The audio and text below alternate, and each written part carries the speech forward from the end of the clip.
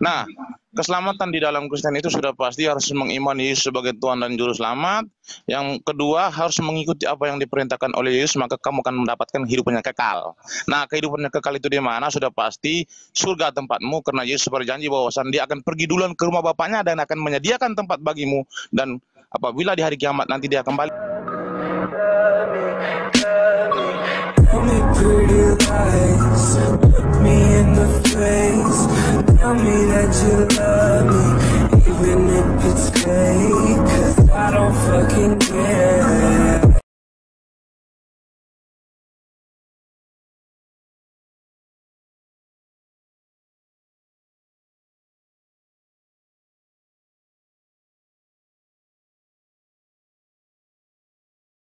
Nah, keselamatan di dalam Kristen itu sudah pasti harus mengimani Yesus sebagai Tuhan dan Juru Selamat.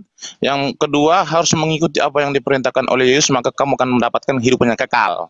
Nah, kehidupan yang kekal itu di mana? Sudah pasti surga tempatmu, karena Yesus berjanji bahwasan dia akan pergi duluan ke rumah Bapaknya dan akan menyediakan tempat bagimu. Dan apabila di hari kiamat nanti dia kembali, dia akan membawa orang-orang yang beriman. Di mana dia berada, di situ kami berada. Di mana Yesus berada? Di surga. Untuk sementara itu saja dulu, silakan. Ini Meme Musa ya? Hah? Ismi, jawab saya. Meme Musa ya? Meme Musa apa Billy? Nah, saya Kismi, Bu. Bukan Meme Musa, Billy. Suaranya sama. Sama Meme Musa. Oke, assalamualaikum warahmatullahi wabarakatuh.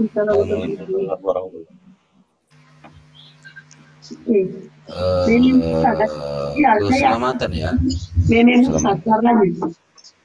Walid ini ya Bang. Walid Bang Sidik. Saya Walid, Bu, saya Walid. Sidik. Walid saya. Oke, di dalam surat Al-Fatihah 6 nomor 7 ya, tunjukkanlah kepada kami jalan yang lurus, yakni jalan orang-orang yang telah engkau bernikmat kepadanya, bukan jalan kepada yang kau murkai, dan bukan pula jalan yang jalan mereka yang sesat ya. Jadi seperti itu ya kira-kira ya, Meme Bos.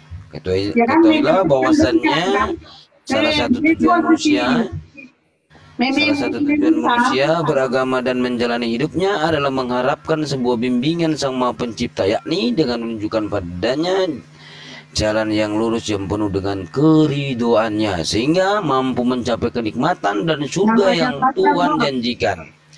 Caranya adalah dengan menjalankan syariat dan menjauhi larangan-larangan yang tidak disukai Sang Pencipta. Oke, mungkin seperti itu kira-kira. Mungkin lanjut teman-teman. Oke, dimulai diskusinya. Kismi, Meme Musa, boleh bertanya. Di luar Meme Musa, nggak masalah.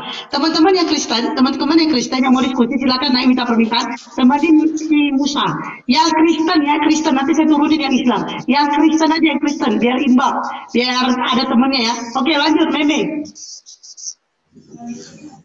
Jadi saya yang bertanya duluan ya. Ya, silakan. Itu openingnya sudah selesai? Sudah. Tadi Bang Sidik. Oh ya, saya harus menggunakan dalil ya untuk memaparkan berkaitan tentang keselamatan. Biar tidak terjadi fitnah. Ya, benar. Jangan lama-lama juga, Meme.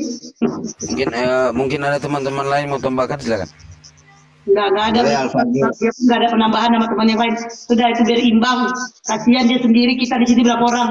Makanya teman-teman Kristen yang mau diskusi silakan naik temenin Meme. Yang Kristen nanti saya turunin yang Islam. Yang Kristen. Bunda, saya izin bertanya dulu sama Kismi. Sanji, Kismi dulu bertanya. Silakan. Kristen, typing dia bawa agamanya. Kristen, naik Kristen. Meme, silakan. Iya, saya ingin bertanya kepada kalian ya. Saya mungkin mengutip dari salah satu hadis Al-Bukhari 2983, teman-teman boleh buka. Kalau memang teman-teman tidak mau buka, mungkin saya akan langsung membacakan saja, boleh? Hadis Bukhari berapa? Silakan, baca apa? Al-Bukhari 2983. Oke, itu ada Habib. Habib boleh ini, Bib? Ya, penjelasan tentang malaikat.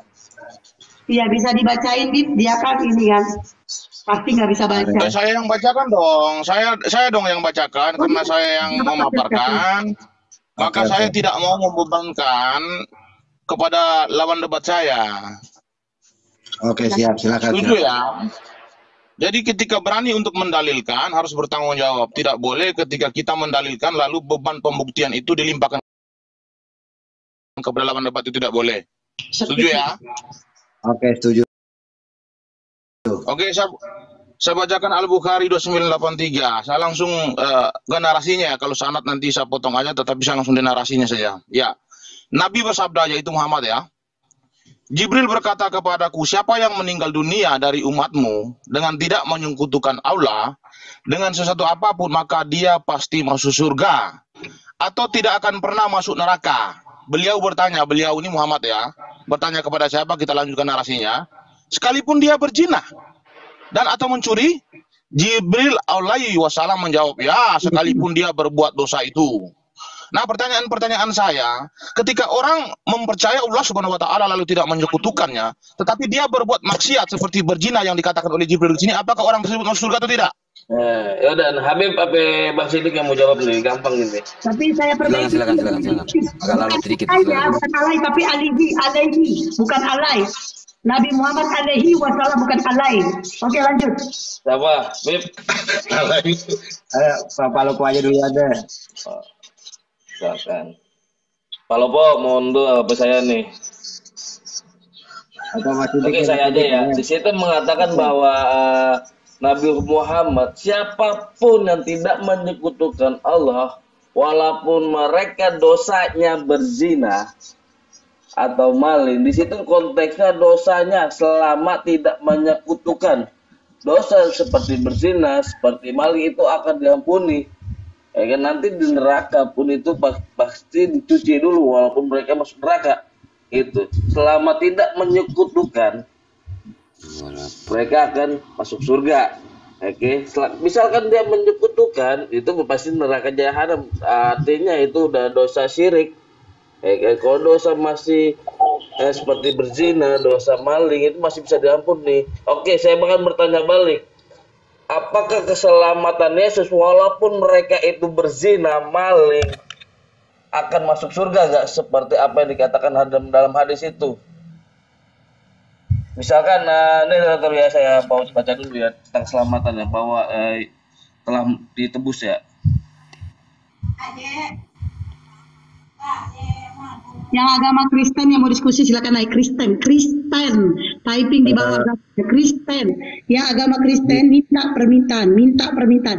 Kristen temani Bang Meme Bos. Bisa menanggapi sebentar. Dulu saya tambahin dulu. Jadi di dalam keselamatan, konsep keselamatan di dalam Islam itu adalah yang sesuaian dengan hadis Nabi Muhammad SAW, itu selain dosa syirik, semuanya itu akan diampuni oleh Allah Subhanahu wa taala. Semua dosa, walaupun berzina, walaupun dia maling, itu ada jaminan insya Allah dari Allah Subhanahu wa taala bahwasanya barang siapa yang melakukan dosa itu insya Allah diampuni oleh Allah Subhanahu wa taala. Kecuali adalah dosa-dosa yang tidak diampuni adalah menyekutukan Allah Subhanahu wa taala. Itu kalau dosa syirik ya, menyekutukan Allah itu tidak ada ampunan dari Allah karena Allah Maha Pencemburu. Dia tidak mau ada ilah lain yang disembah oleh manusia kecuali Allah Subhanahu wa taala. Dan saya tambahin di dalam Islam itu kasih sayang Allah, rahmat Allah lebih besar daripada murkanya. Artinya apapun kejahatan, dosanya selain syirik juga kalau dia minta ampun, insya Allah Allah ampuni. Karena apa? Rahmat Allah, kasih sayang Allah lebih besar daripada amarahnya. Dan kami masuk surga karena kasih sayang Allah. Betul. Bisa nimbrung sedikit Bunda Host? Silakan Bung Jari. Ya, terima kasih atas waktunya. memang narasi demikian sudah disampaikan oleh Nyi atau Ki Ahmad di dalam beberapa pertemuan. Pertama, seakan-akan mereka menggiring dengan hadis itu Islam melegalkan perzinahan dan pencurian, padahal kan tidak. Mengenai ayat-ayat larangan tentang zina, tentang pencurian, bahkan hukuman bagi zina, bagi orang yang mencuri dipotong tangan itu kan ada. Lah, mengenai hadis itu menjelaskan hak asasi manusia, kalau saya boleh pinjam bahasanya seperti itu. Hak asasi manusia bagaimana? Meskipun pezina, meskipun pencuri, apapun dosa yang dia lakukan, dia juga berhak mendapatkan surga. Itu hak asasinya. Apakah pelaku zina dan pelaku pencurian tidak dihukum, tidak ada hukumannya dalam Islam? Jelas. Bahkan pelaku zina selain mendapatkan hukuman di akhirat, ada hukuman di dunia, ada aturannya, kan seperti itu. Namun di situ Nabi hanya menjelaskan hak asasi. Sama dengan seperti ini. Di Indonesia itu pencuri tetap mendapatkan hukuman, tetapi pencuri memiliki hak asasi manusia, bisa mengurus KTP. Jika ada penjelasan dari menteri misalnya, pencuri bisa ngurus KTP, bisa begini, apakah menteri itu melegalkan pencurian? Kan tidak. Itu cuma menjelaskan hak asasinya sebagai manusia, akan tetapi tindakan kejahatannya tetap mendapatkan hukuman baik di dunia maupun di akhirat. Nah, jadi seperti itu. Jadi perlu digarisbawahi, di dalam agama Islam itu ada dosa-dosa yang mendapatkan hukuman di akhirat, juga mendapatkan hukuman di dunia. Ada dosa-dosa yang tidak cuma mendapatkan hukuman di akhirat. Contoh, melihat wanita yang atau pacaran atau bagaimana itu dosa, tetapi hukuman di dunia tidak ada. Kalau pencurian dan perzinahan, selain mendapatkan hukuman di dunia, ada hukuman yang mengatur di dunia, juga mendapatkan hukuman di akhirat. Seperti itu. Jadi hadis Nabi itu menghargai orang yang berkeyakinan. Jadi yang dihargai itu adalah orang yang berkeyakinan betul, la ilaha illallah Muhammadur Rasulullah, mendapatkan surga. Nah, seperti itu, kurang lebih seperti itu. Jadi ini mau saya tambahin tentang hadis itu, Bunda, kan? Sama dengan ini. Ya, ada di Bible itu pesundal masuk surga, kan seperti itu. Pesundal masuk surga lebih dulu bahkan. Bro, dialognya sportif. Ini belum saatnya untuk kamu bertanya. Jadi counter attack-mu belum tepat, bro. Paparkan dulu paparanmu ketika saya bertanya. Itu baru berdialog dewasa, bro. Ya sudah saya jelaskan. Ya, jadi gini. Itu semua tadi pertanyaannya sudah dijawab. Itu berdasarkan dalil juga. Sekarang saya bertanya ya. Silakan. Oke. Mai gedein, Mai. Bisa gak digedein? Punya gua. Mai. Tes 1 2 3. Oke, bacain aja. Di Matius 20 nomor 28, di situ mengatakan bahwa sebab seperti anak manusia datang untuk melayani, bukan untuk dilayani, tapi untuk melayani, ya. Dan untuk memberikan nyawanya untuk menjadi tebusan banyak. Nah, tebusan apa yang dilakukan sama Yesus untuk kan di sini kan tebusan kan? Yesus itu menebus apa itu? Oke, di Matius 20 nomor 28 itu Yesus itu menebus apa? Kok bisa bilang sebagai tebusan gitu? Silakan. Ya, itu di mute ya. Oke, saya akan menjawab pertanyaanmu bahwasan Yesus datang ke dunia itu untuk menebus apa. Tetapi sebelum saya menjawab pertanyaanmu, saya akan mengcounter attack paparanmu tadi berkaitan tentang pertanyaan saya. Kalian mengatakan bahwasan iya di dalam Islam itu aturannya bahwasan masuk surga itu tidak boleh menyekutukan Tuhan. Selain walaupun berbuat dosa, ya saya sepakat bahwasan kalian itu diajarkan untuk tidak boleh menyekutukan Tuhan, tetapi boleh berbuat dosa. Nah, dasar saya dari mana? Saya akan memaparkan beberapa ini ya, hadis ya di sini ya. Baik, saya mengutip salah satu Al-Bukhari 2983. Saya bukan mengutip Al-Bukhari 2983, saya mengambil Sahih Al-Bukhari 6284. Dari Nabi Shallallahu Alaihi Wasallam bersabda, tidaklah berzina orang yang berzina ketika ia berzina dalam keadaan beriman. Dan tidaklah mencuri orang yang mencuri ketika ia mencuri dalam keadaan beriman. Jadi orang dalam keadaan beriman kepada Allah Subhanahu wa taala, tidak menyekutukan Allah Subhanahu wa taala, kalau dia mencuri dan berzina, itu tidak akan disebut sebagai orang penzina. Jadi boleh di sini boleh.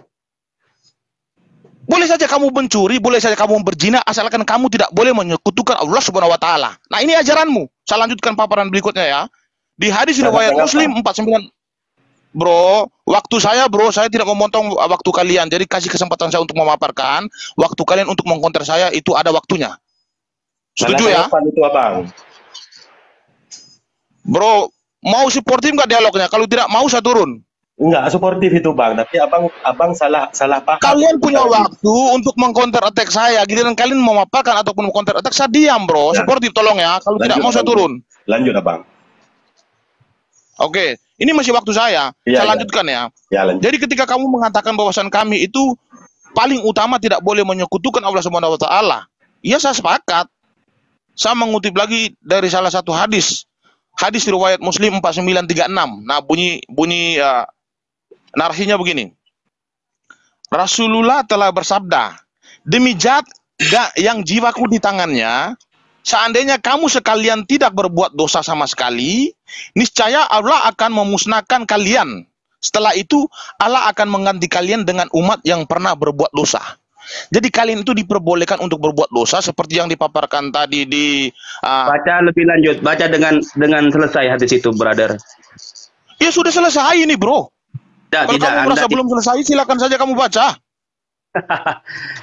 Baca yang lengkap. Ada ending, kita dapat di ending hadis itu nanti. Ada ending di hadis itu yang akan. Ya sudah selesai ya, kamu bacakan kalau begitu saya dengar. Silakan. Takut Anda ketika sudah baca lengkap. Ayo. Sudah selesai, bro. Kalau kamu merasa bahwasan ini belum selesai, Oke. saya kasih kesempatan, silakan. Saya tunggu. Meme bos. Tadi kan kamu membacakan di dalam hadis Bukhari 6284. Nah, makanya kamu lanjut di 6285. Allah melaknat pencuri yang mencuri sebutir telur, lalu di lain waktu ia dipotong tangannya karena mencuri tali.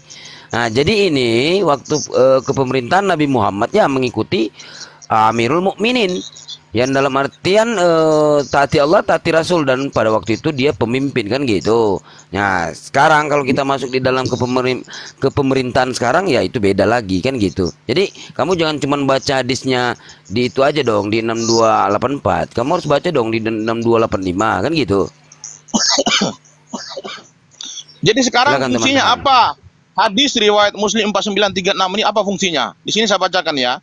Demi zat yang jiwaku di tangannya, seandainya kamu sekalian tidak berbuat dosa sama sekali. Di sini ditegaskan kalau kamu tidak berbuat dosa, kita lihat selanjutnya ya. Seandainya kamu sekalian tidak berbuat dosa sama sekali, niscaya Allah akan memusnahkan kalian. Jadi di sini dijelaskan, bahkan di sini ancaman itu adalah kalau kalian tidak berbuat dosa, ancamannya apa? Setelah itu Allah akan mengganti kalian dengan umat yang pernah berbuat dosa. Allah akan musnahkan kalian kalau kalian tidak berbuat dosa. Jadi tadi sudah selesai ya, 6284 ya. Ini masuk di hadis mana lagi? Banyak kali pertanyaan hadis ini. riwayat Muslim 4936. Mungkin bisa ditampilkan lagi. 4936 ya. Bacakan baik-baik supaya teman-teman mau dengar. 4936. 4936 ya. 4936.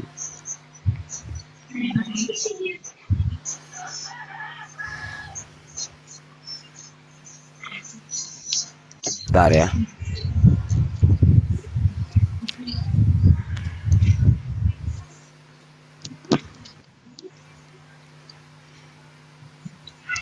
Bentar, lalot bentar. Teman-teman kalau udah dibuka bisa ditanggapi. Lagi loading sini. Jadi pertanyaan itu tadi yang kita mau jelaskan di sini, maksud daripada itu yang pastinya masuk surga neraka itu Allah pernah berjanji sekecil apapun kebaikan yang kita lakukan itu akan Allah bayar. Begitu juga dengan kesalahan kita. Sekecil apapun kesalahan yang kita lakukan, Allah akan mengembalikannya kepada kita. Itu pemahamannya. Makanya saya bilang tadi, bro itu salah paham dia. Baik buruk yang kita lakukan, Allah akan mengembalikannya kepada kita. Buruk kita lakukan, buruk Allah akan kembalikan. Baik kita lakukan, Allah pun 1100 kali lebih baik mengembalikannya kepada kita.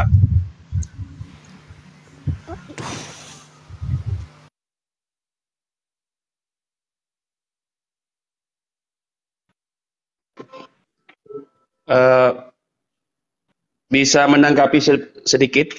Taruh Pak, gini Pak, bener Pak. Itu pertanyaan dulu, saya tolong dijawab dulu tadi pertanyaannya sebelum keluar kemana itu. Pertanyaan saya tadi tentang Matius 20:28 itu. Dari tadi saya belum pernah mendengar jawabannya loh. Ya, dijawab dulu Pak. Jangan lari-lari kemana dulu, suruh jawab dulu gitu. Maka itu bro, kalau mau berdialog sportif itu, ketika kalian bertanya, lalu saya mengcounter attack tentang paparan saya tadi itu, setelah saya mengcounter attack, saya akan menjawab pertanyaan kalian, tidak boleh potong sebenarnya. Nah nanti kalian juga punya giliran, mengcounter attack jawaban saya, lalu menjawab pertanyaan saya. Kalian suka potong dari tadi, coba. Ya dijawab dulu aja itu tentang tebusan tuh, apa aja yang ditebus itu. Oke, saya lanjutkan ya. Jadi begini bro, kedatangan Yesus ke dunia itu untuk menebus dosa-dosa orang itu tidak berkaitan tentang dosa-dosa orang yang berbuat jahat mulai dari zaman Yesus sampai sekarang. Tetapi yang ditebus Yesus itu adalah dosa warisan. Yang dilakukan oleh Adam itu adalah dosa perbuatan ketika dia membangkang melawan Tuhan, yaitu dia melawan perintah Tuhan untuk tidak boleh memakan buah. Maka ketika dia memakan buah itu, maka dia sudah pasti melawan Tuhan. Melawan Tuhan adalah membangkang terhadap Tuhan, sudah pasti itu manusia jatuh dalam dosa. Maka bagi Tuhan, ketika Adam manusia pertama sudah jatuh dalam dosa, bagi Tuhan anak cucu Adam itu sudah hilang kemuliaan di mata Tuhan. Jadi bagi Tuhan itu anak cucumu bagi saya sudah tidak ada artinya lagi. Yesus datang ke dunia itu untuk mendamaikan antara anak cucu Adam dengan Allah itu sendiri, yaitu dengan mengorbankan dirinya untuk menghapus dosa-dosa yang dilakukan oleh Adam. Lalu dia mengadakan lagi perjanjian baru dengan perjanjian darah, bahwasan mulai saat ini jangan lagi berbuat dosa. Artinya mulai zaman Yesus sampai sekarang manusia tidak lagi boleh berbuat dosa. Kalau kami masih melakukan dosa, artinya kami masih tetap membangkang perintah Tuhan. Paham ya? Itu jawabannya.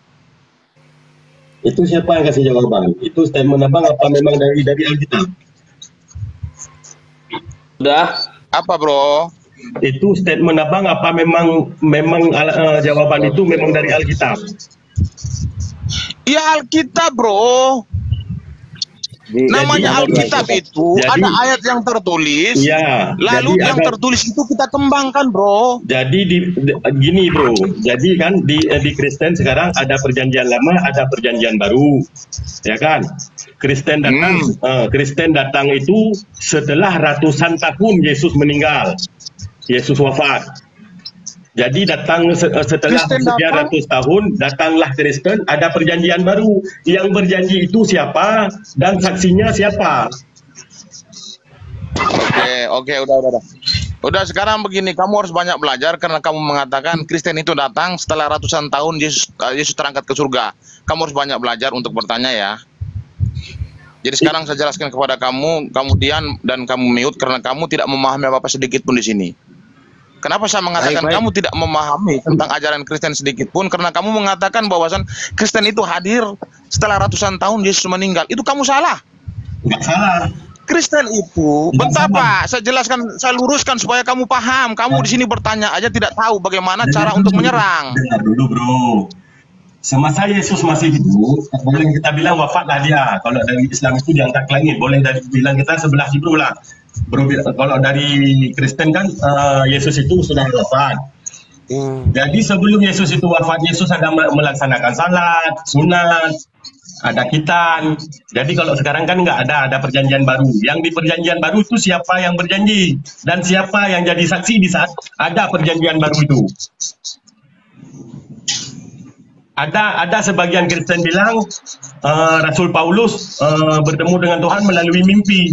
Apa boleh dipercaya mimpi seseorang itu nyata? Kadang-kadang dia si Paulus ini berbohong dia untuk mengelabui umat manusia yang lain.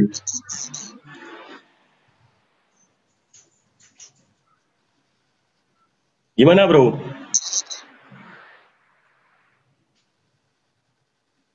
Saya jawab tuh, tapi Anda harus banyak belajar ya. Gampang itu. Oke, begini. Saya jawab, kamu mute ya, karena kamu ini harus banyak belajar nih, karena dialogmu ini tidak terarah ini. Udah lanjut aja, lanjut. Ya, kamu mengatakan begini, bahwasan ketika Yesus mengadakan perjanjian itu, siapa yang menjadi saksi? Kamu tahu tidak, murid utama Yesus itu ada 12 orang. Iya. Nah, ketika di sini Matius mencatat, artinya Matius. Jangan dipotong, bro, saya mau maparkan ini.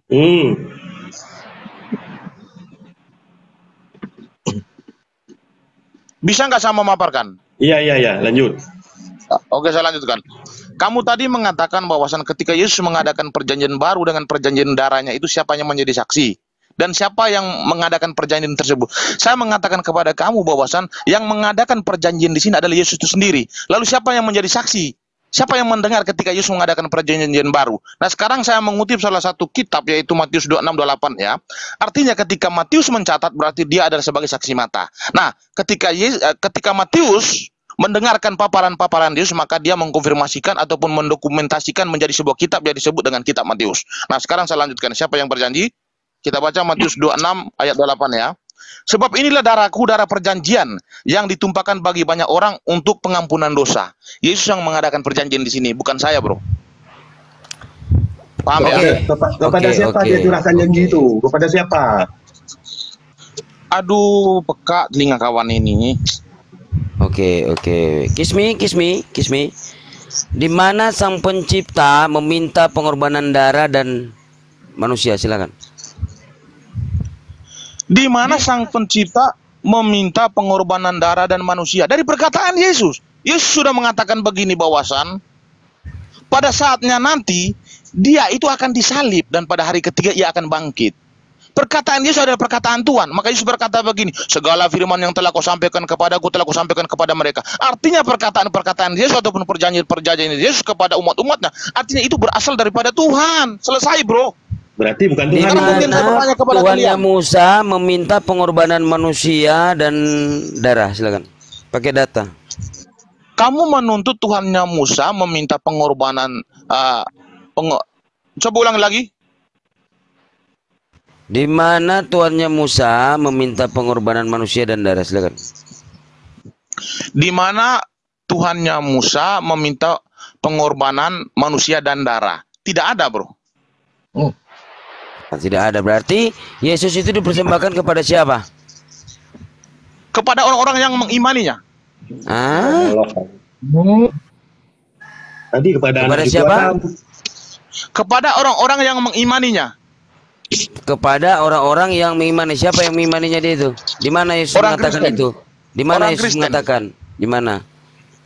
Di dalam perjanjian lama tidak ada satupun Tuhannya Musa meminta pengorbanan darah manusia. Jadi maksudmu ketika di perjanjian lama, bentar, kalian mute ya. Jadi maksudmu ini ketika di perjanjian lama Tuhan tidak pernah mengadakan perjanjian antara darah manusia, lalu kalian komparasikan dengan perjanjian baru, itu juga tidak boleh. Berarti yang kalian maksud ini Tuhan itu tidak punya rencana dan tidak punya rancangan. Matius 5:17, janganlah kamu menyangka Yesus datang untuk meniadakan hukum Taurat dan kitab para nabi, Bung. Kitab para nabi bukan hukum Taurat. Matius 5:17 sampai 20. Sebelum dunia ini kiamat ini, satu iota tidak akan dihilangkan. Gitu loh. Oke, saya jawab. Udah. Silakan kamu jawab. Silakan. Karena kalau bentar, kalau buka di satu perikop ya, satu perikop ulangan nomor 12, itu satu perikop itu pengorbanan tentang lembu, bukan manusia di situ. Allah sang pencipta itu membenci, melaknat pengorbanan manusia, apalagi pula darah manusia dan manusia itu sendiri. Silakan kamu jawab, pakai data ya. Oke, begini bro ya. Saya ulang sekali lagi biar kamu paham, tetapi setelah saya menjawab, gantian saya bertanya, setuju atau tidak? Saya mau nanya dulu satu lagi di sini ya. Oh, kalau begitu kalian aja yang bertanya, saya tidak usah bertanya, setuju ya? Berarti tadi tidak ada ya, Bang? Tidak ada ya, Bang Sidik ya? Tidak ada Bang Sidik ya? Berarti apanya? Berarti ya? Ya nggak ada. Bang tidak ada katanya ya? Ngarang berarti ya? Iya. Baik. Iya, kalau dia nggak Oke, bisa tunjukkan saya data mundur berarti sedikit, Bang. dipersembahkan Berarti kepada kalian dewa hanya molok. mau bertanya aja. Kalau memang kalian hanya mau bertanya aja, boleh. Tidak Nggak. masalah. Iya, iya, iya. Kalau kamu bentar-bentar, kita sepakat dulu kalau kamu nggak ada jawaban berarti Yesus dipersembahkan kepada dewa molok lah, baru kamu bertanya. Kita sepakat dulu, ya kan? Nah, kamu tunjukkan Oke, datanya Yesus dulu, gitu dipersembahkan kan? kepada Iya, kamu kan ada Yesus datanya. Iya. Yesus Karena ada dipersembahkan kepada datanya, dewa molok. karena ada dalilnya. Silakan kamu jawab. Kalau memang nggak ada, saya kasih dalilnya. Kenapa? Saya minta juga kepada kamu, di mana Yesus mengatakan ya, dia dilahirkan untuk menebus dosa Adam, dosa waris. Apa pula juga dia menyebut nama Adam? Silakan satu dalil saja dia menyebut nama Adam. Karena dosa itu diajarkan oleh Saulus di Roma 5 nomor 12-13. Sementara Yesus tidak pernah itu mengajarkan begitu, Dek. Paham enggak dengan kitabmu? Buka pikiranmu. Oke, saya lanjutkan ya, Nah, bro. Saya sudah menjelaskan di kitab Matius tadi yang berkaitan tentang penghapusan dosa melalui darah Yesus. Itu paparan Yesus sendiri. Apa saya harus ulangi lagi? Saya baca lagi supaya kamu paham gitu. Yesus mengajarkan pengorbanan seperti Musa. Apa pengorbanan seperti Musa? Korban seperti Musa itu apa? Ada di dalam Biblemu. Korban seperti Musa itu apa, saya tanya? Jadi maksudmu perkataan Yesus di Matius tadi, Matius 21 Apa tadi perkataan salah? Yesus di Matius tadi? Enggak, saya bertanya kepada Ya, kamu. apa Berarti perkataan paparan Matius? Yesus di Matius 21 tadi salah. Matius 21 nomor berapa? Aduh kawan, kau tidak pasang kupingmu tadi saya baca tadi. Sabar, saya Yesus lagi lalut. mengadakan perjanjian baru untuk menghapus dosa dengan Matius- perjanjian darahnya. Itu kamu Matius tidak berapa? kamu Matius- nggak pasang kupingmu tadi coba. Matius berapa saya buka? Matius berapa? Aduh kawan, inilah Matius kacaunya berapa? orang Jangan yang ngarang-ngarang, tidak jangan paham. ngarang-ngarang. Matius berapa? Dialogmu ini kau tidak paham cara Matius berdialog. berapa? Kau tidak Kenapa? pasang Kenapa kupingmu. kamu takut menyebut Matius berapa? Saya ulangi sekali lagi. Iya. Berapa kali saya ulangi tadi? Mau 3-4 kali loh. Ya, Dengan kawanmu tadi saya Matius bilang, berapa? tolong pasang kuping kalian bagus-bagus. Saya bacakan Ya. ini. Ini kau Matius. bertanya berulang-ulang coba. Iya, Matius berapa? Saya buka dari sini. Matius berapa? Kacau memang ini orang. Iya, Matius berapa? Matius berapa? Santai aja, Bung. Kalau enggak, berarti Yesus dipersembahkan kepada dewa Molok.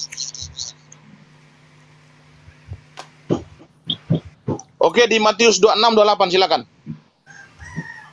Matius 26-28. Soalnya jaringan saya lelet, Bung. Jadi Matius 26-28 ya.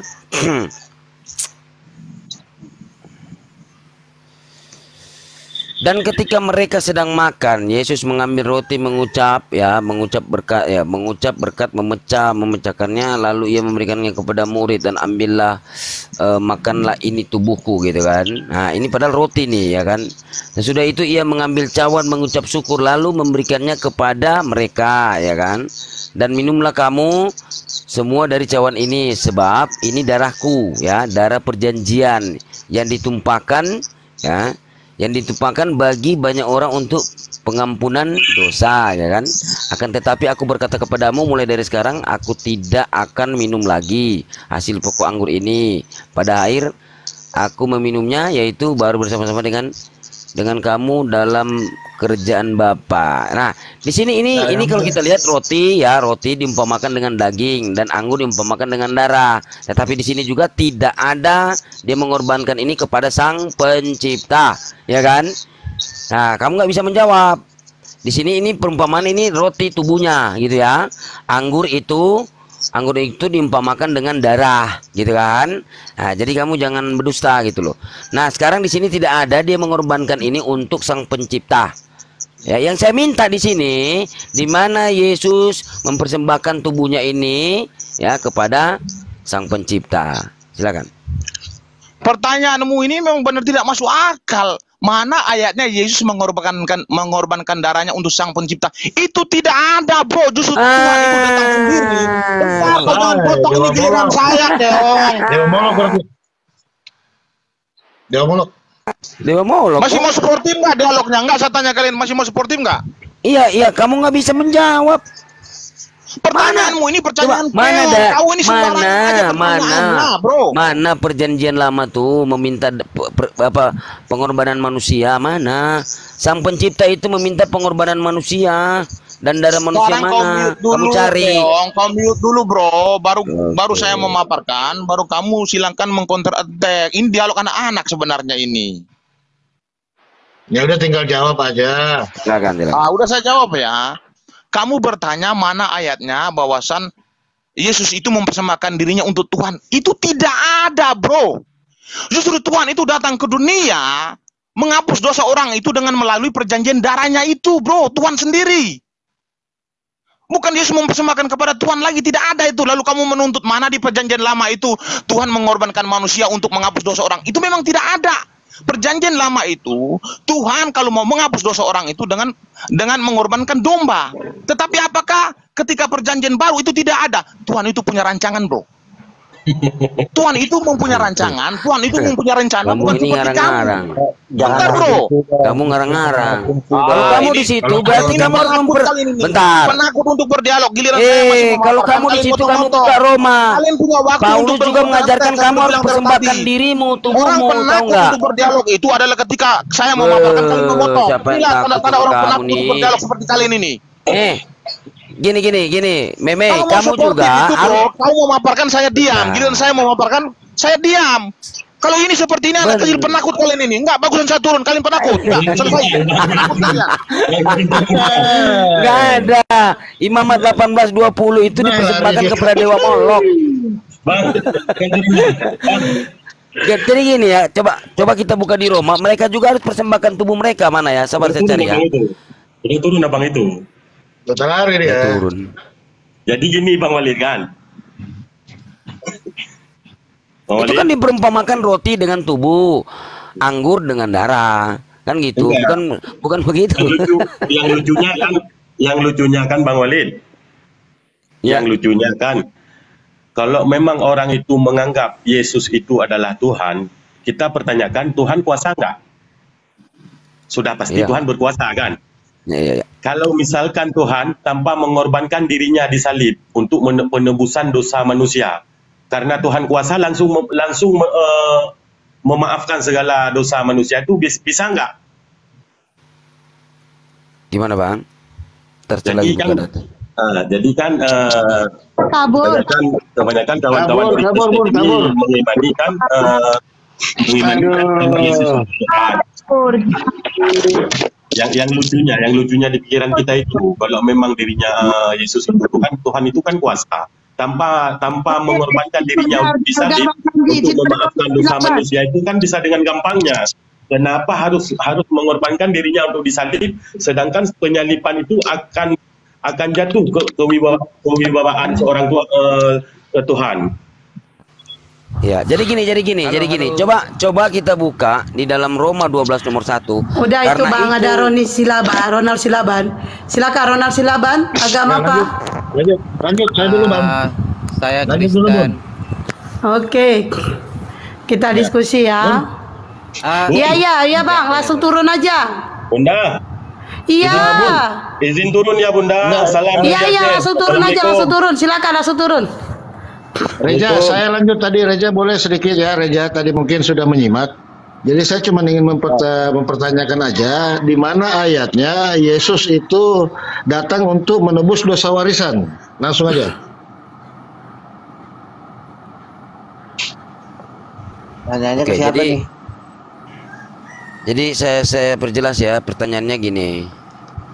Kalau kalian mengatakan bahwasannya Yesus datang untuk menebus dosa waris atau dosa Adam yang diajarkan Paulus di dalam Roma 5:12-13. Nah, saya minta di sini coba kalian tunjukkan di mana Yesus menyatakan dia dilahirkan untuk menebus dosa Adam dan dosa waris, atau dia menyebut nama Adam. Gitu. Jadi silakan coba tunjukkan, karena Yesus mengajarkan di dalam Markus 10 ayat 19 kalau nggak salah ya, janganlah kau berzina, janganlah kau membunuh, jangan kau mengingini punya orang gitu loh, hormati orang tuamu. Kalau memang ada penebusan dosa ya, kenapa Yesus berkata jangan gitu loh? Silakan kalian jawab. Halo, suara saya kedengaran nggak? Kedengaran. Ya. Tadi aku dengar berkorban untuk Maha Kuasa ya. Tadi begitu ya Bang Walid, di mana ayatnya berkorban untuk Maha Kuasa, betul ya? Kan Bapak naik kan itu tadi ada pertanyaan dari teman saya itu. Saya perjelas Iya. aja, silakan, Pak. Di mana Tadi Yesus di mana Bapak siapa tadi yang turun itu tadi kan dibilangnya nggak ada ayatnya kan.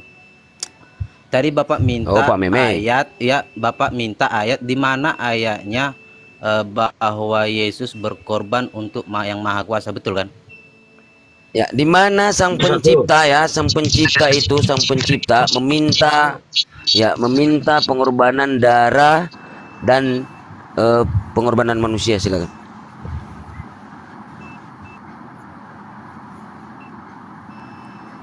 Ya. Lagi ini ya, Ronald. Oke. Di mana ayatnya Tuhan Yesus Enggak, Tuhan Allah, Bapak minta ayatnya? penebusan darah. Darah. Untuk mana Persembahan. berkorban. Iya, dia berkorban untuk siapa? Untuk Allah atau untuk manusia? Allah. Oke. Sekarang saya ingin kasih perumpamaan. Ada orang tua. Ayatnya aja dulu, Bang. Ayatnya aja dulu, baru perumpamaan. Perumpamaan, Pak. Ayatnya dulu. Saya nggak butuh. Saya minta dalil. Saya mau ngasih perumpamaan dulu. Kan nggak masalah. Langsung. Contohnya begini. Ada anak, ada Langsung aja, seorang Pak. Langsung aja. keluarga Kami nggak butuh antara ayah perumpamaan, dan Pak. anak. Kami butuh data. Saya nggak butuh perumpamaan Bapak. Saya nggak butuh. Saya butuh di sini data. Kita Nah, berbicara nanti data. kalau udah ketemu datanya baru kau apain kata-katanya, maksud dari kata-kata itu gitu. Datanya mana? Datanya. Data dulu, data. Ya, saya nggak butuh perumpamaan, Pak. Datanya itu saya rasa nggak ada di Alkitab, cuman datanya ada di buku saya. Ada di buku saya. Buku apa? Buku pertanyaan orang yang tidak ngerti gitu loh. Oh, buku catatan. Iya, Bukan buku. soalnya gini. Dengar. Saya Ada punya, ini Pak, ayah. buku catatan Ada ini Sarman. ayah. Ayah mempunyai anak. Anaknya ini melakukan kesalahan. Dia berkorban untuk ayahnya atau untuk anaknya? Kalau ada orang lain, contohnya. Ayah, kalau anaknya melakukan kesalahan ya untuk dirinya sendirilah. Kenapa Ada bawa bapaknya? YSK 1820, Pak. Bapaknya Kami si berbicara A. di sini sesuai data. Bapaknya si YSK A dan anaknya si 1820, B. silakan buka. Tiba-tiba datang si C. Si C ini berkorban untuk bapaknya atau untuk si B? Tiba-tiba. Nah, Pak, ini YSK kan kita 1820, silakan buka Bible Bapak. berkorban. Anak menanggung Ini dosanya sendiri, dia Bapak menanggung berkorban dosa itu sendiri. untuk yang maha kuasa atau Ada. orang yang berdosa? Mana dalilnya, Pak? Perjanjian lama mana coba? Mana? Ya, Dalil Bapak perjanjian lama mana? saya mau bertanya loh. Mana bahwa tentang anak untuk Bapak, siapa anak dia Bapak. berkorban? Bapak ini untuk datang Allah atau untuk manusia gitu loh. apa ini? Yesus untuk Allah, Yesus untuk itu berkorban untuk Allah atau untuk manusia gitu aja. Jawab aja dulu. Iya, mana datanya? Sang pencipta meminta pengorbanan darah manusia. Ayo. Mana? YSK 1820 kalau Bapak tadi berbicara tentang anak menanggung dosa sendiri, Bapak menanggung dosa sendiri. Iya, Tidak ada saya Yesus menanggung dosa Yesus anak. berkorban Tidak ada. untuk siapa? Sekarang saya Untuk tanya, Allah Bapak atau menanggung untuk dosa anak manusia? Bapak? Sekarang saya tanya, Bapak menanggung dosa anak Bapak? Ya, anak berbuat dosa yang dia menanggung jawab. Bertanggung Iya, jawaban untuk dia siapa? sendiri. Untuk siapa? Itu aja pertanyaanku. Untuk Allah atau untuk manusia berkorban? Aduh, Nggak ada yang berkorban. Bapak nggak nyambung ini ceritanya. Ya kesembung bawa golok ini Bapak ini. Masa itu aja nggak bisa menjawab? Makanya sih? Bapak jangan Kalau jadi ada 1 seseorang Korintus berkorban 4 nomor itu 10. untuk Allah atau untuk manusia? Oh, jadi gini. Bapak. Jadi saya kasih tahu biar saya kasih nih. Berarti kalau Allah berkorban, Yesus berkorban untuk Allahnya, Allah berkorban untuk Tuhannya, untuk Yesusnya. Nah, kalau kamu enggak, kalau kamu di dalam dunia enggak ya, tanggung dosa masing-masing gitu ya? Itu mau kamu maksudkan? Bukan. Pertanyaan saya, Yesus itu berkorban untuk Allah atau untuk manusia? Bapak tanya ke saya. Itu bukan Saya tanya ajaran ke kami, Bapak, ajaran di mana? kalian. Menurutmu gimana? Menurutmu Mana sang gimana? pencipta meminta korban manusia, Bung? Ih, Bapak nih, Bapak balik-balik putar balik. Makanya Pak jangan jadi 1 Korintus 4 nomor 10. karena Kristen setahu saya- goblok karena Yesus. Ya, Setahu saya di dalam Alkitab itu Lah itu ajaran Paulus kan? Yesus Bapak ditanya, Yesus Bapak bukan cari jawaban malah muter-muter Yesus- Bapak nih. Halo, Jangan cari halo, logikal halo. falasi, jawab aja. karena Diskusi atom apa ini? sepengetahuan saya di dalam Alkitab Sepengetahuan tentang saya datanya yang diminta Bapak. Datanya mana? manusia. Yesus datang ke Kasus dunia Oke, untuk manusia. Saya ikut mau Bapak. Sekarang Bapak korbankan diri Bapak dan anak Bapak. Silakan di dalam Roma 12 nomor 1. Buka, jangan cuma datang ngotos, gluguduk, glukutuk, tak tahu apa yang Bapak ngomong. Glukutuk, gak bawa data.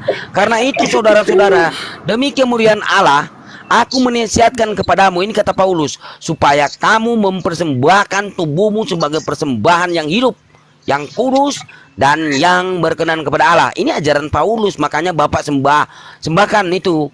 Bapak sama anak-anak Bapak tuh, persembahan. Itu kayak Yesus yang dibuat. Mau Bapak? Iya, persembahan itu Ini siapa? Nah, ini untuk apa? Untuk kepada siapa ini Yesus ini Paulus ajarkan ini? Untuk kalian ini. Untuk siapa? Nah, ini katanya dia untuk Allah. Penebusan tadi lo, keselamatan tadi itu. Lo ini kan topiknya kan keselamatan kan? Iya benar Pak, dosa itu kan untuk keselamatan dan perbuatan baik untuk keselamatan. Makanya larinya ke sini Pak, pertanyaannya gitu loh. Nah, itu penebusan itu keselamatan kan? Jadi Roma 12 nomor 1. untuk siapa? Untuk manusia atau untuk Allah?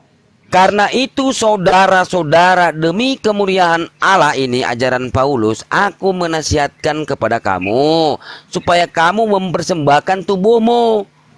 Nah, jadi kamu ini Bapak persembahkan. Untuk siapa itu? Untuk manusia atau untuk Allah? Wah, dilaporin ya. Sidik. Dilaporin lagi. Oke, kita lanjut lagi Bun. Akunmu tuh Sidik.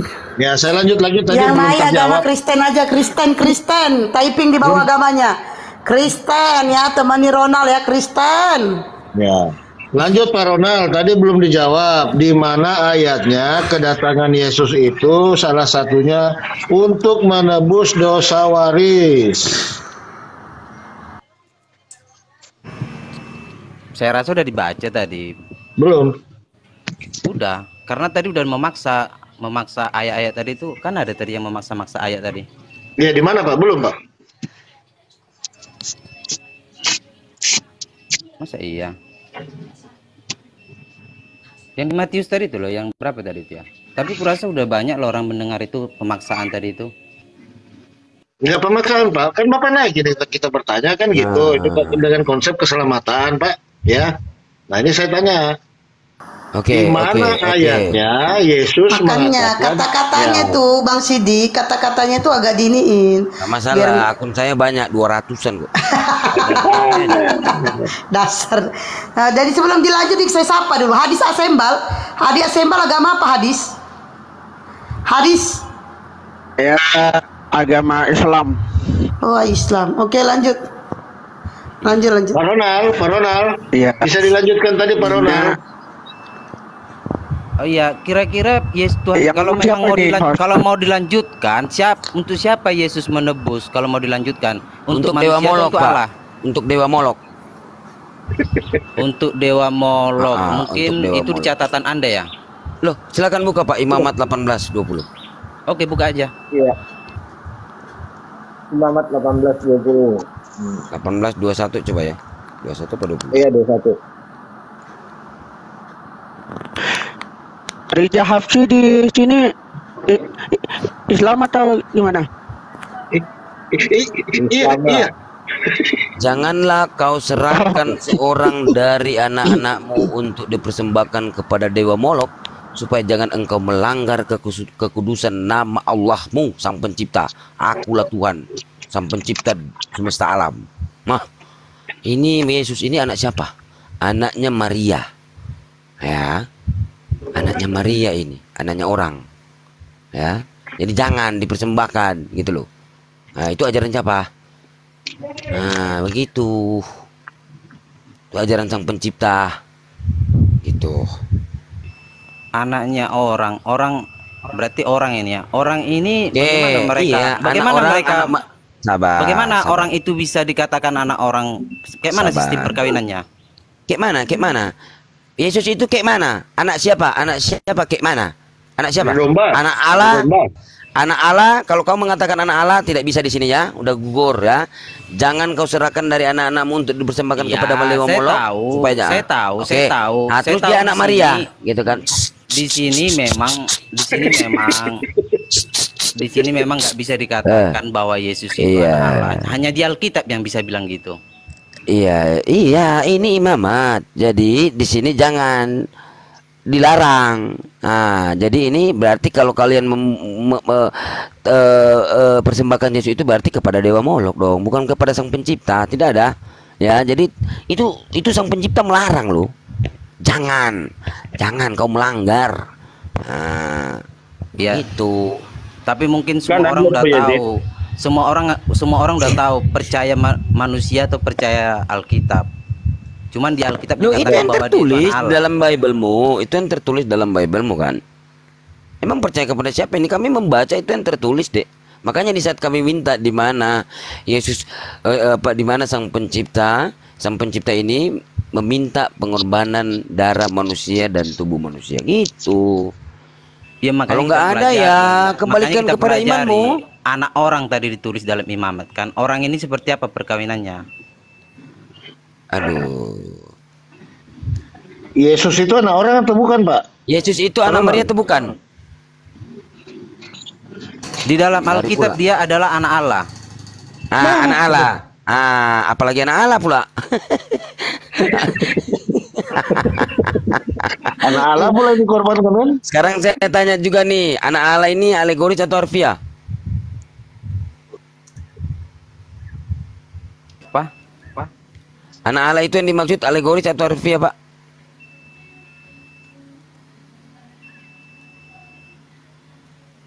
Kurang paham aku.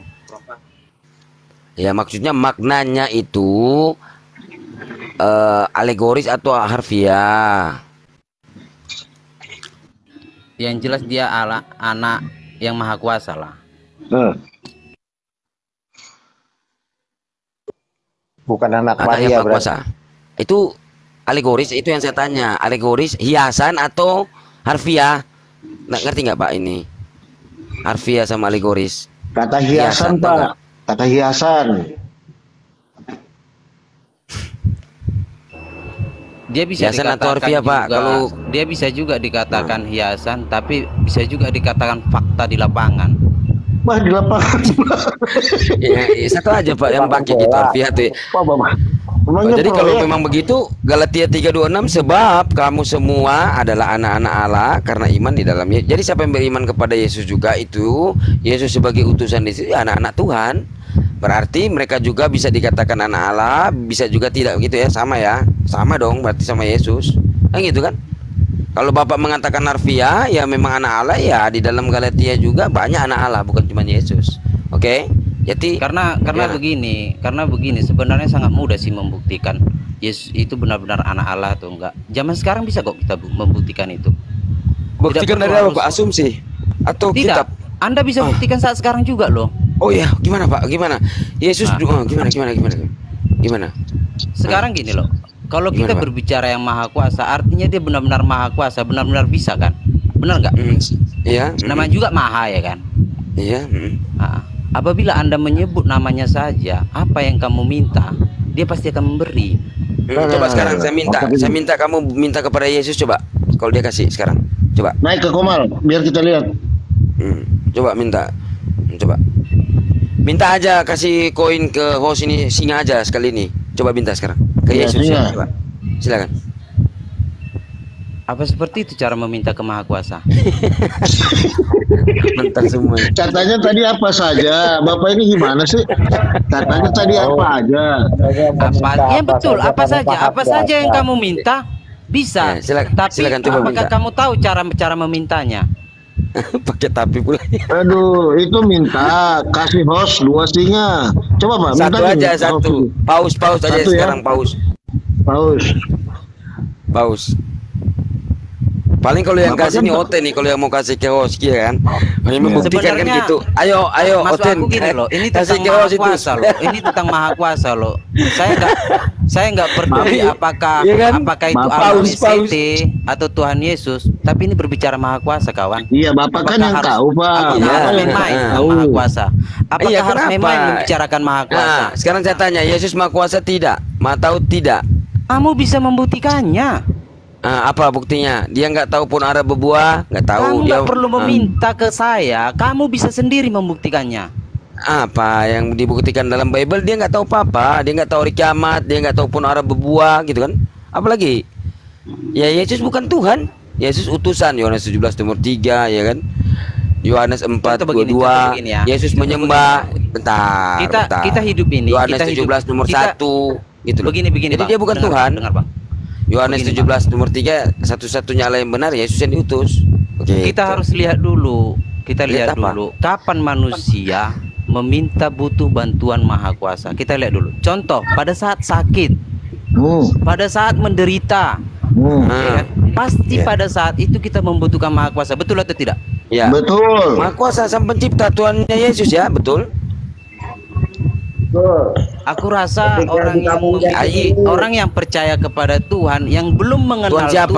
Tuhan, Tuhan siapa? yang belum mengenal Tuhan siapa? Tuhan sebenarnya belum melihat secara matanya, tapi di saat Tuhan dia siapa? sakit, Tuhan siapa? di saat Tuhan dia siapa? sakit, di saat dia menderita, pasti membutuhkan pertolongan Tuhan. Sabar, Betul atau Pak. tidak? Tuhan siapa yang saya tanya? Tuhan siapa? Jawab aja. Tuhan siapa? Siapa Tuhan? Ya, yang Anda Bapak bisa sudah lihat membuktikannya. siapa? Anda bisa Iya, saya membuktikannya. tanya, Pak, saya tanya, Tuhan siapa yang Bapak lihat? Saya. Siapa Tuhan? Ya, siapa Tuhan yang katanya Bapak tadi lihat Tuhan siapa? Ya, siapa itu Tuhan itu? Tadi kan saya bilang kamu bisa membuktikannya loh. Kalau Ya, Maha siapa Kuasa Pak? itu Ya, saya benar-benar tanya bisa ke bekerja Bapak, dalam siapa hidupmu. Tuhan? Bapak mengatakan tadi jangan berbohong. Bapak mengatakan tadi sudah dilihat. Tuhan siapa yang Bapak lihat? Mana? Siapa namanya? Begini loh Bang, begini loh. Nggak, jawab aja Pak. Jawab aja. Kenapa Bapak malu? Yesus. Bagaimana saya mau menjawab? Penjelasan saya aja Anda nggak ngerti. Nggak, jawab aja kok ke Bapak. Siapa yang Bapak katakan tadi lihat Tuhan? Di mana Tuhan dilihat? Coba silakan. Siapa yang dilihat? Yesus. Sekarang ada foto-fotonya Yesus. Yang mana? Coba tunjukkan. Tadi Tuhan itu yang berbicara mana? kata lihat. Ada Saat sekarang banyak orang yang tidak bisa melihat Tuhan, tapi butuh Tuhan. Gitu loh. Silakan Contoh, teman-teman. orang sakit, Gantian sama orang dia butuh Tuhan Enggak, orang sakit ini itu. jemaat ini. Karena dia udah berobat kemana-mana, dia nggak bisa sembuh sakitnya, tapi dia butuh Tuhan. Saya nggak berbicara sakit, Pak. Saya berbicara Tuhan yang katanya Bapak lihat tadi. Enggak, begini loh. Anda bisa Tuhannya Bapak siapa? mengetahui Sekarang Tuhan saya tanya itu dulu, siapa. pastikan dulu. Tuhannya Bapak siapa sekarang? Allah atau Yesus? Maksudnya Tuhan saya? Iya, Tuhan. Tuhan saya Yesus. Baik, saya lanjut dulu Bang. Tuhan Saya Anda? lanjut dulu Bang. Saya lanjut Saya dulu mau Bang. bertanya juga. Anda udah bertanya. Sebentar Tuhan dulu, Anda siapa? sebentar. Tuhan Saya Anda mau minta siapa? aja. Tuhan Anda siapa? Saya mau meminta dulu. Tuhan Ya Anda Tuhan siapa? Yesus. Tuhan saya Tuhan Yesus. Tuhan Anda Ya siapa? Tuhan Yesus. Kasihlah Pak Ronald Tuhan singa saya 1. Yesus. Tuhan Anda siapa? Tuhan saya, Tuhannya Yesus. Di Siapa? dalam Yohanes 17:3, ya Allah. Markus 12:28-29, Saya dengarlah sudah orang menyebut- Israel, saya sudah menyebut Tuhan namanya Allah tadi. kita itu Tuhan itu Esa, gitu loh. Tuhan Yohanes saya Tuhan 17, Yesus dan namanya sudah saya sebut. Nama Tuhan Anda siapa? Allah, innani anallah la ilaha illa ana Oke, fa'budu wa Pak. qimi sholati li zikri. Ya, udah. Di dalam Quran Oke, surat Taha ayat lanjut, 14. Ya kan? Itu. Ya Tuhan Nah. Yesus, tolong kasih singa Pak Ronald. 1 aja. Sekarang Mana singanya? Mana? Berarti bohong Sekarang apa gini ini? Pak, Tuhannya Bapak Yesus. Sekarang saya minta Pak di Bapak di dalam Yohanes 5:30 Yesus mengatakan apa di situ Pak? Bapak bawa kitab enggak? Enggak. Bro Yazid.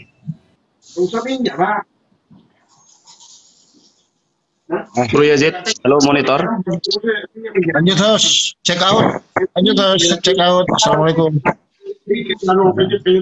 Benar.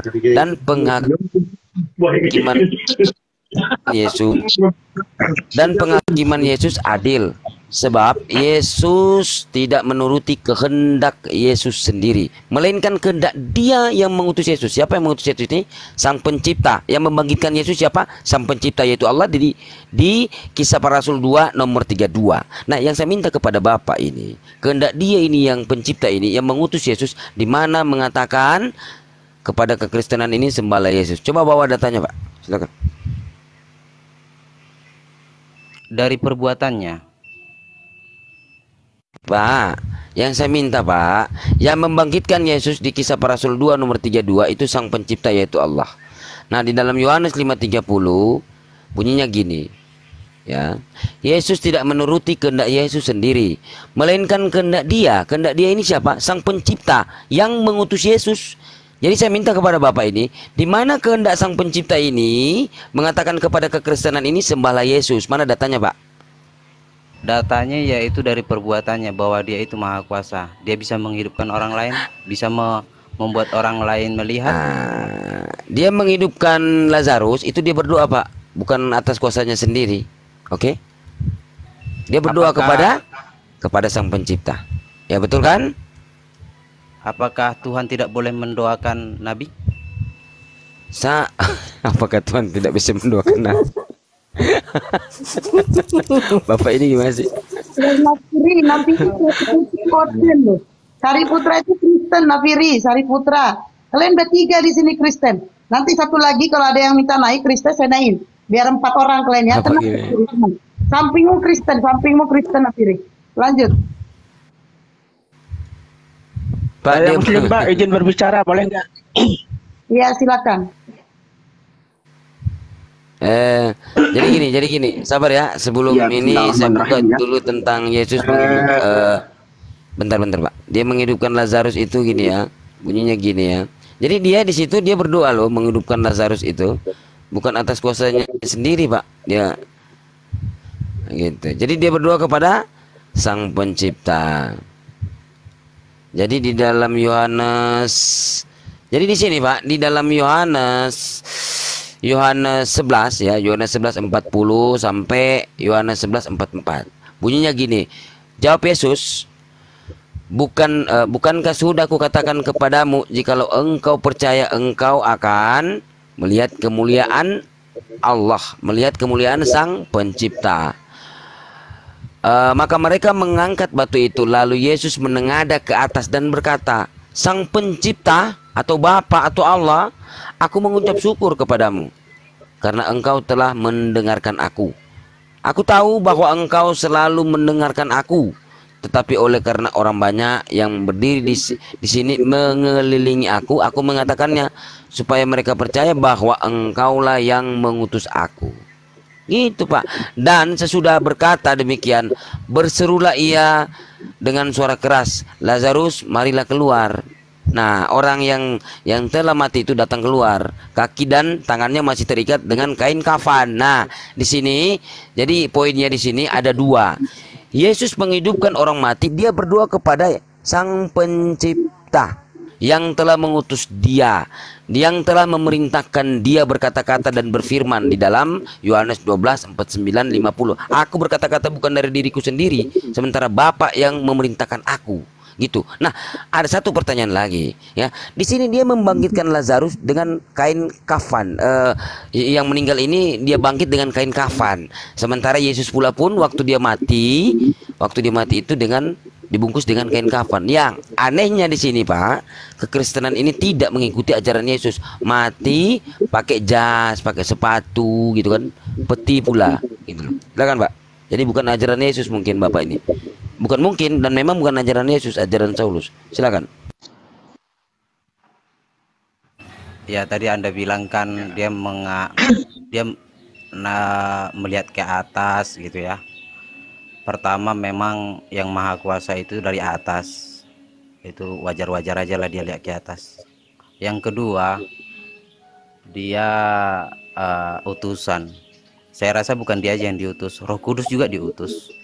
Jadi itu wajar-wajar juga. Itu aja. Ya. Silakan teman-teman. Bisa nyambung dikit Bro Yazid.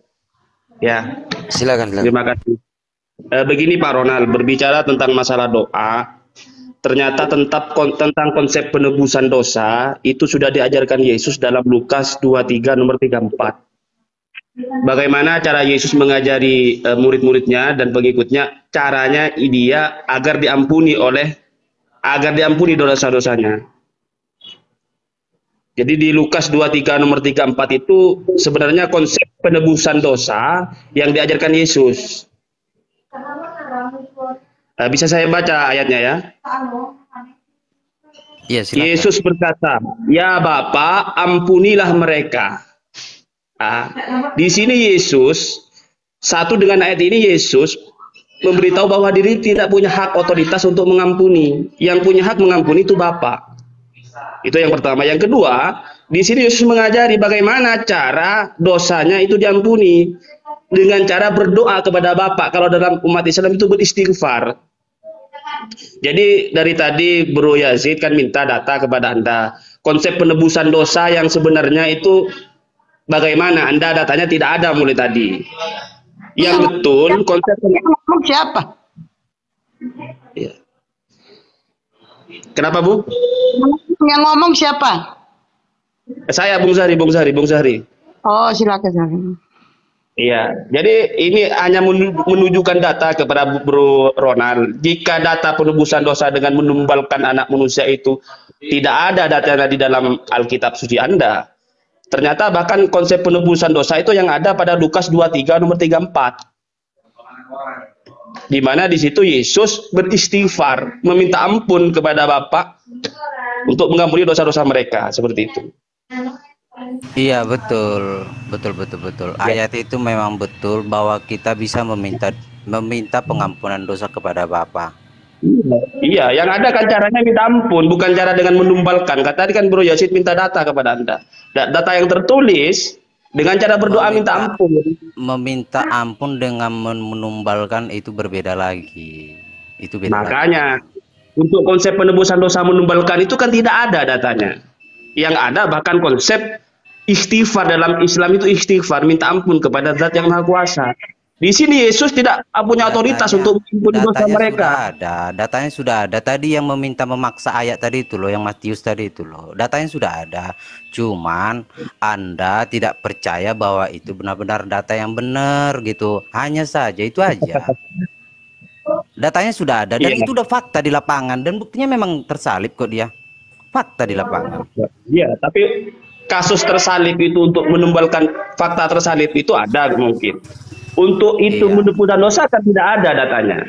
Bahwa penyaliban itu untuk menebus dosa kan tidak ada datanya. Ada, dan tidak ada konfirmasi dari itu. Pas hari kiamat nanti kamu akan membuktikannya. Nah, data yang tertulis, brother. Iya, nanti yang ada saatnya. Kalau kamu ingin membuktikannya, nanti ada saatnya. Sabar aja. Kita menunggu itu loh. Makanya Anda harus mengikuti yang tertulis sesuai yang dianjurkan Yesus. Itu sudah ditulis. Siapa yang berhak mengampuni dosa? Yesus atau Bapa? Itu sudah ditulis, hanya saja tinggal menunggu. Mana ada yang tertulisnya itu mana? Mulai tadi kan minta data. Tadi udah dipaksa ayatnya Matius tadi itu, udah dipaksa dan itu udah fakta di lapangan tersalib. Jadi tinggal menunggu, terbukti atau tidak, itu aja, beres kan? Ya, jadi begini, saya sudah tampilkan data bagaimana Yesus mengajarkan konsep pengampunan dosa, ternyata masih berdoa kepada Bapa. Yesus sendiri tidak punya, apalagi tubuh Yesus. Yesus sendiri tidak berhak mengampuni, apalagi tubuhnya. Kamu berdoa tanpa menyebut nama Yesus, hanya Bapa saja. Dosa kamu diampuni kok. Dia nggak disalahkan. Kamu nggak usah sebut namaku ya, nggak dibilang kok nggak gitu. Nggak ada. Kamu hanya ingin menyebut Bapa di saat kamu sakit saat sekarang. Kamu hanya menyebut Bapa, kamu itu bisa disembuhkan loh. Tidak perlu kamu menyebut nama Tuhan Yesus. Jangankan Bapa, Roh Kudus saja kamu bilang, Roh Kudus sembuhkan saya. Kamu akan disembuhkan. Enggak sebut-sebut nama enggak. Sebut nama Yesus pulang enggak. Enggak, ini iya aja kami ini. Saya hanya mengatakan, saya tahu tadi kan saya bilang Tuhan saya itu Tuhan Yesus, terus berbicara Bapa. Terus saya bertanya, Tuhan kamu siapa? Allah, katanya kan. Ya udah, kalau kamu memang benar-benar membutuhkan Allah, minta aja kalau waktu kamu sakit betul nggak terbukti.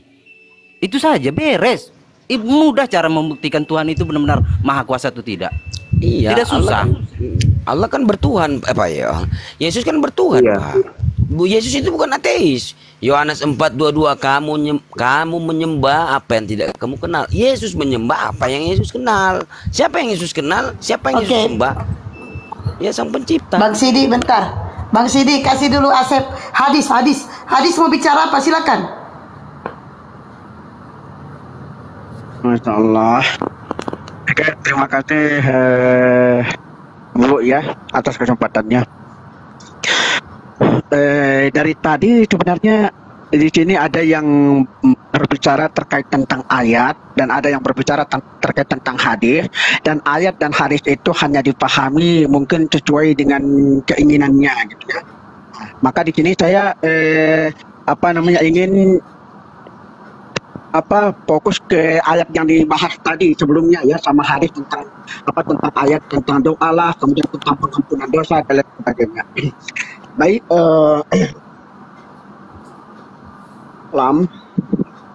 ya, terkait tentang pengampunan dosa, maka itu kita temukan di dalam Quran surah keempat An-Nisa di ayat yang ke-48 sama ayat 116.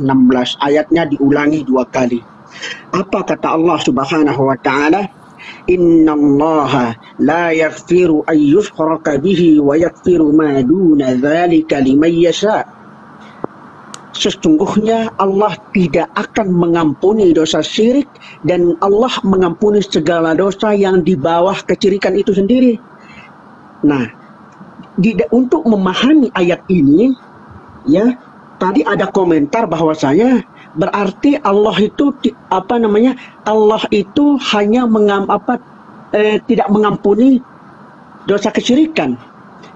Nah, maka ini perlu kita pahami ayat ini. Kalau dalam Islam kita ada istilah ilmu tafsir namanya untuk memahami ayat-ayat Allah. Nah, kalau kita buka misalkan tafsir Ibnu Katsir. Tafsir Ibnu Katsir ini adalah salah satu kitab tafsir yang sudah disepakati kekredibelannya oleh para ulama. Apa kata